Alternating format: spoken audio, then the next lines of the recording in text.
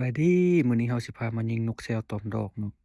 มาฮอดเราก็เฮ็ดตูบก่อนเลยเนาะเรามาฮอดสวยแล้วเราก็กินข้าวสวยเลยเนาะเพื่อจะขึ้นไปยิงเนาะอันนี้แม่นจุดตุนที่เราจะยิงเนาะอันนี้แม่นตุนที่เราจะยิงเนาะแล้วก็ขอโทษนำหลายๆครับบ่อยากงามปานใดเพราะว่าแดดมันส่องใส่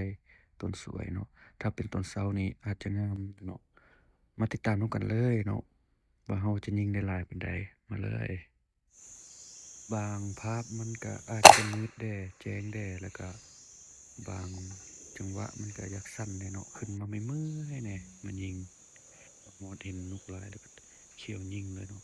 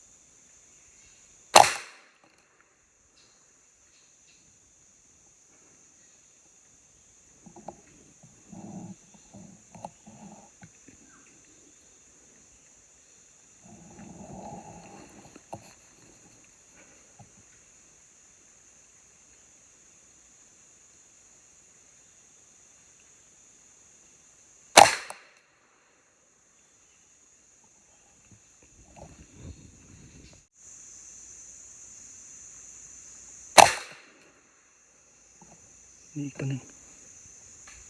ยิงหัวเลยเนาะ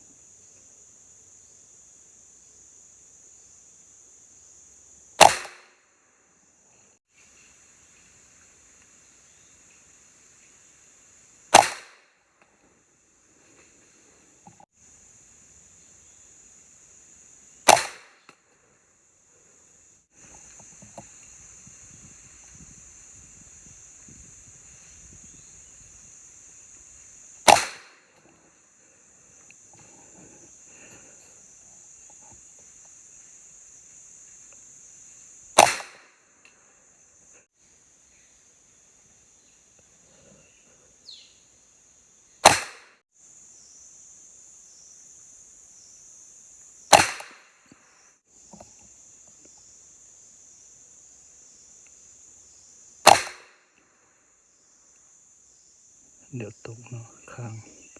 มันยังเกาะอยู่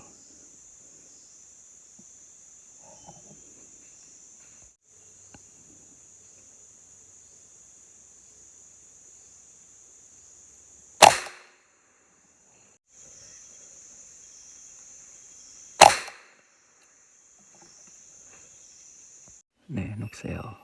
กับนกหัวขาวเป็นแก๊งนกหัวขาวนกแซวก็เป็นแก๊งมันเขาจะยิงตัวนี้ให้เบิ่งนูนบัง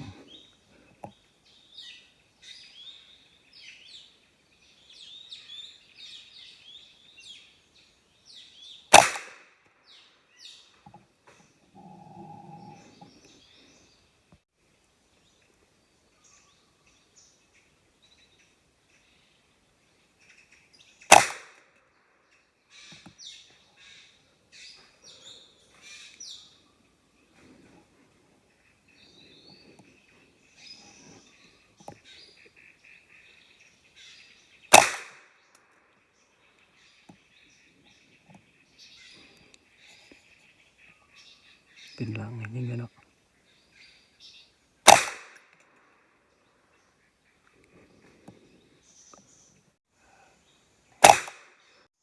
นี่เนาะกกดอกที่เขายิงเนาะมันจะคือดอกมะขายสิบัวเฮาบ่ฮู้ดอกหยังเนาะจุดที่เขายิง เบิ่งกลับเมื่อเขาจะสรุปให้เบิ่งเขายิงได้หลายปานใด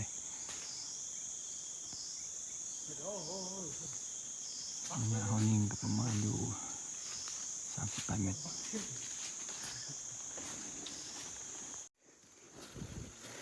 นี่เนาะนกที่เขาได้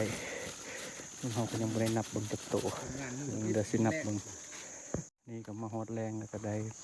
อยู่ประมาณ12 ตัวโอเคอยู่เนาะเอามาแรงมื้ออื่นเช้าขึ้นไปซ้ำอีกซ้ำแต่เช้าเลย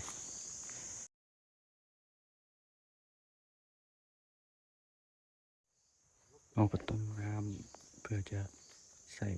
ทอกใส่ข้าวแห้งเนาะว่าจะเกี่ยมกินข้าวแรงเนาะเบิ่ง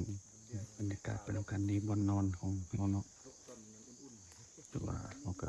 ปูนอนหลังจากเราต้มน้ำสุกแล้วเราก็ทอกน้ำใส่ข้าวแห้ง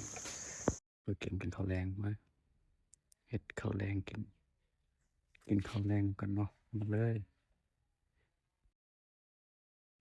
หลังจากกินข้าวแล้วเราก็ต้มน้ำร้อนไว้กินเนาะอากาศค่อนข้างหนาว